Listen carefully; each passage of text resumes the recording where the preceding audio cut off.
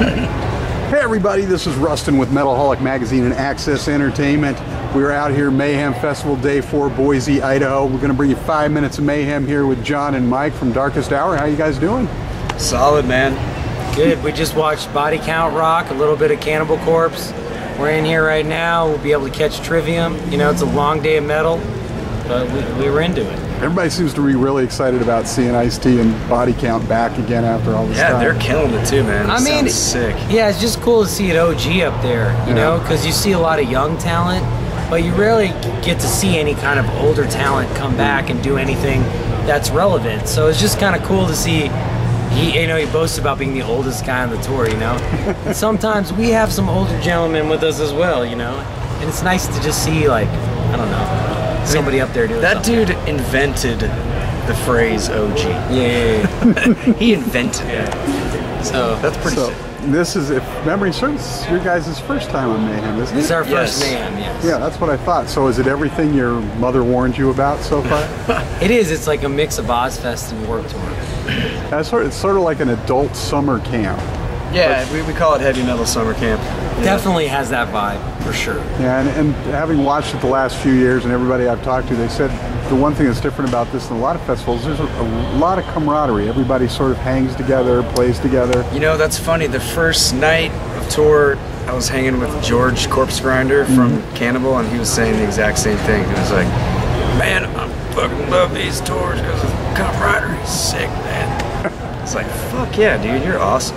Yeah, I mean, you could chill with the dude from Miss May I, and then the next minute, chill with the dude from Cannibal Corpse, and then the next minute, chill with the guy from Veil of Maya, and then the next minute, chill with the dude from Texas Hippie Coalition. You know, it's everybody's all over. Everyone's cool, having a good time. So, as fans, who are you most excited to see on this tour? Obviously, you already mentioned Cannibal Corpse, Body Count. You got a chance to see them. Those would be my big ones. Of course, Veil of Maya. We're sharing a bus with them. Yeah, I always check them out because they're kind of like forward-thinking metal. It's pretty cool. And who else you got? I mean, Avenged Sevenfold definitely puts on a hell of a concert. Yeah, and I've been impressed by Korn.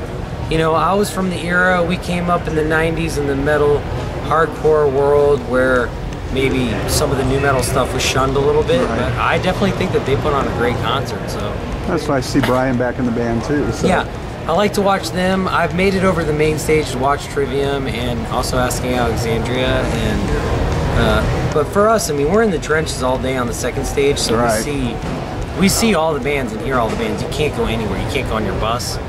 You can't go anywhere without hearing everybody's set. So there's no taking a nap. So now you guys will be releasing your new self-titled album early next month, I believe. Is the 4th, something like that? August 5th. August 5th. Yeah. Okay, I was close.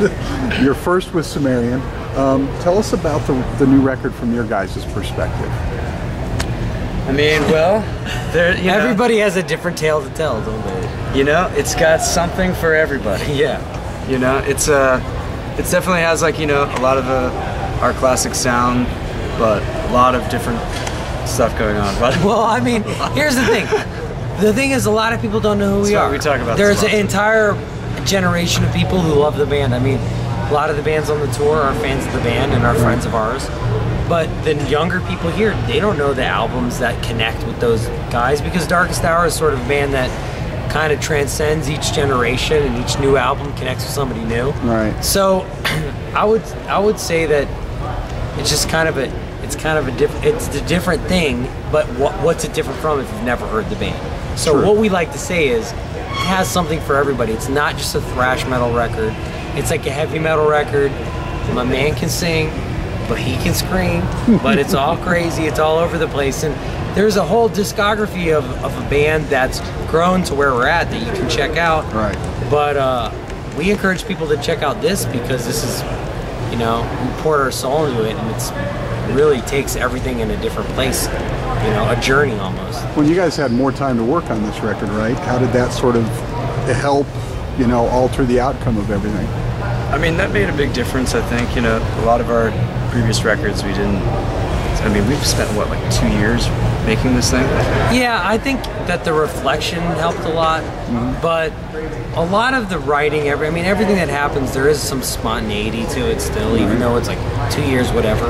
But we've been through the grinder, you know. We had to do some soul searching. It's like, why do you want to hear a Darkest Hour album after 8 albums, after a lineup change? Like, what do you want to hear? Like, and so when you hear some of the new music, you have to go through this whole thing if you know the band.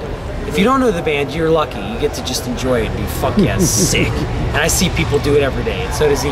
But if you do love the band, sometimes you have to grapple with, can it sound like this? Does it sound like this? Wait, what?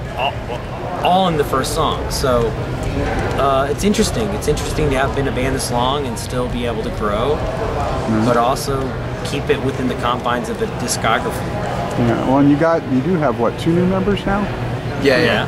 So how did that sort of impact the album too? What did they bring to the table? They brought a lot. I mean, you have the producer, you have the manager, you have the record label. There was a lot of impact from the outside world this time, but I think trying to survive and what's happening now is about adapting. Right. And I think if we put out a sick thrash song that we loved and you loved, nobody would pay attention because there's so much white noise. So here we are. Where's Darkest Hour? Well, we're gonna evolve to something that nobody could imagine. Well, and a nice segue, because I was about to talk about that. I heard Wasteland, the first track so far, and I'm loving what I'm hearing. And you can definitely hear that evolution of the band, you know, going back as you guys been doing this like 20 and no years. song sounds like that at all. Yeah. So that's your one song that sounds like maybe some low-tune Pantera, or maybe some new school metalcore, or maybe some sludge rock, you know, or some people say it sounds a little southern, but we're from Washington, D.C., so we really identify with anything southern at all. We do have a Texan in the band. We do.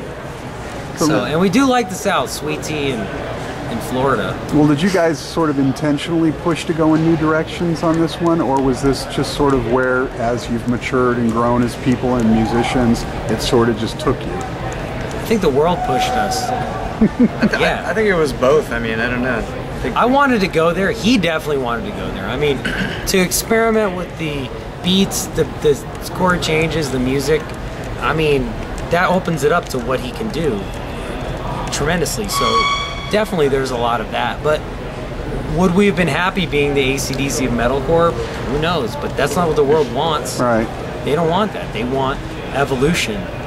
They want to be shocked, you know, and you can see it on this tour. If you're on it, you'll see what we're talking about. Now, when you play on tours like this with multiple bands, you guys have been doing this for a number of years, but on a tour like this where there's so many, and we were talking about the camaraderie and everything, do you pick up a lot of useful touring and even performing tricks from just watching these bands day in and day out and hanging out and talking and trade talk, if you will? I mean, not as much as before. It's sometimes it's more about like trying to do your own thing than like trying to do the same thing that every other band is doing. You definitely don't want to emulate. I mean, some of our, because the thing is that when you're here on this tour, you have to sort of figure out how you can fit into this almost commercialized time slot of music. Right. But when you exist as a regular band, where your music's just art and people came to see some music, you don't have to exist in those confines. So I think adapting to where we're at now and changing it up to be able to exist and get your attention here is what we're about. But I think kind of enjoying the band when it exists outside of a festival like this is a totally different experience. Right. Now, every time a band puts out an album, you ask them, do you have a favorite song or something on it? They all say, oh, we love every song. But it's not true. Everybody has some, they may love every song on the album, but there's some songs that each member differently has more resonance for. Is there a song for each of you that, because you were saying right at the beginning that everybody would have a different perspective of this album.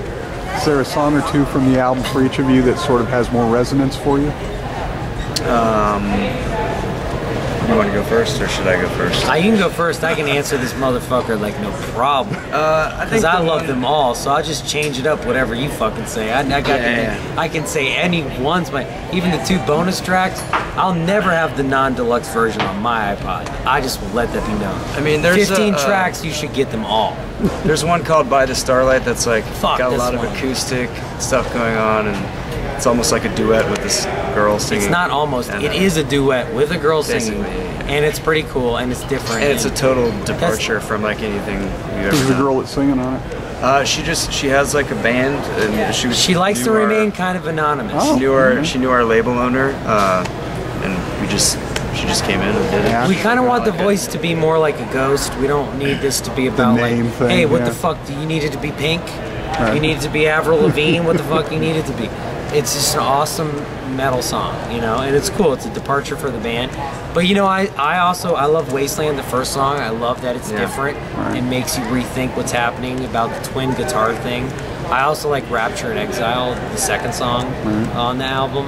And there's a whole slew. There's a song called Futurist.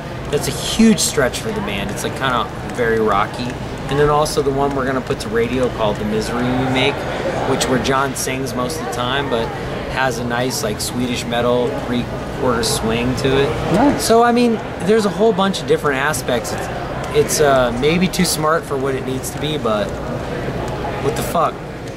We're almost to 40, so you know you're not gonna get some moshcore shit. You know. Well, it's good to make people think and everything, and it's great to have the variety on there, because you have to continue to grow, or there's no point in doing it, especially in a music industry like this, where you know there's only going to be so many Avenged Sevenfolds and Justin Biebers and whatnot. There's only going to be one Avenged Sevenfold. Exactly. You can't copy him, you know, and there's only going to be one Korn. And I don't want it. He doesn't want to be that band, and I don't want to be that band. But what we do want to do is get your attention and get you to check out this album. You know? So, and August 4th, it would have been nice if they actually got it 5th. I'm sorry, I did it again. You could probably pre-order that shit on the 4th, you know what I'm saying? It would have been nice if they actually got it out right when Mayhem it's not started. true. You can pre-order it now. And you know, at least we can tell you about it before it comes out. So yeah, you wanted the release date before we were here, but now we're here and we're telling you about it. So August 5th, or you can pre-order like 20 bundles that are all on the fucking internet. So, because the album hasn't come out, the point I was trying to get to backwardly there, are you guys playing any of the tracks on this? Yeah, 2. Yeah, we're playing 2. And dude, honestly, we would play them all. We would play an entire new set of music, because I think that the people here would resonate with these new songs perfectly. But we have a loyalty to the identity of the band and the discography of the band, so you don't hear 6 new Darkest Hour songs. We're changing it up all the time. We're playing some songs off the Human Romance. We play some songs off Sadist Nation, off Undoing Ruin, because we love like where we come from. We're not we're ashamed of that. But I think as artists, and especially with the guys we have in the band now, like the musical slayers, I mean, really, it's kind of a disservice to you all that we're not just playing these new jams. Because you need to see these people shine. Like, you need to see the whole band play the new album. But whatever, soon enough. John and Mike, Darkest Hour, the new album, self-titled, out August 5th, Sumerian Records. Thanks so much for taking the time, guys. It was an honor to get the chance to talk with you. Thank you.